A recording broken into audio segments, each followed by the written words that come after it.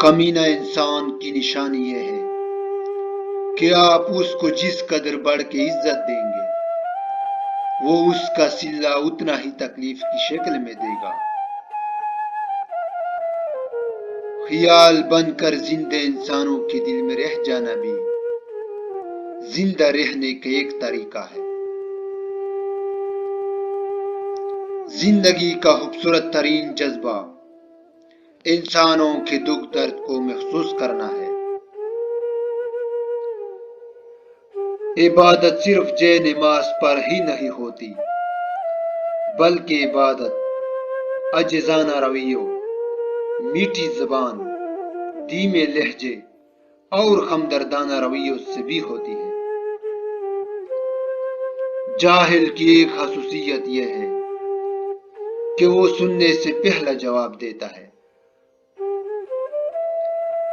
نیک اور بحیا عورت وہ ہے جو نہ خود کسی غیر محرم کی جانب دیکھے اور نہ کوئی غیر محرم اس کی طرف دیکھ سکے۔ اپنا اچھا وقت اسی کے نام کرو جو برے وقت میں تمہارے ساتھ تھا۔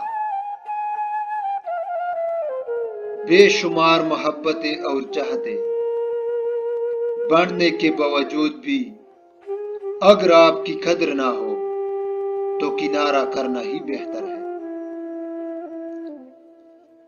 ماں کی ضرورت انسان کو ہمیشہ رہتی ہے، انسان چاہے جتنا مرضی بڑا ہو جائے۔ حضرت علی رضی اللہ تعالیٰ عنہ نے فرمایا، جو تمہیں نصیحت کرے اس کو خود سے کبھی دور نہ کرنا۔ لالچ تمام برائیوں کی جڑ ہے اور علم تمام خوبیوں کا سرچشمہ ہے۔ جو نصیب کا اندر نہیں ہوتا وہ رونے سے بھی نہیں ملتا۔ تم قرض لینے سے پرہیز کرو کیونکہ قرض رات کو غم کا سبب ہے۔ آپ کے مزاج کے خلاف بات پر مسکرا دینا لڑنے سے بہتر ہے۔ دل آزاری دل کی بیماریوں میں سب سے بڑی بیماری ہے۔ دو باتیں جس بیوی میں ہو اس کو کبھی مت چھوڑنا، جو اپنے شوہر کے تمام حقوق ادا کرنے میں بالکل کوتاہی نہ کرے،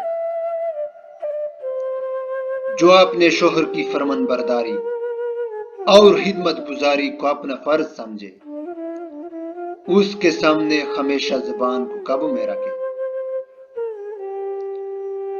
گھر سونے چاندی سے نہیں ہمیشہ اخلاق سے آباد ہوتے ہیں۔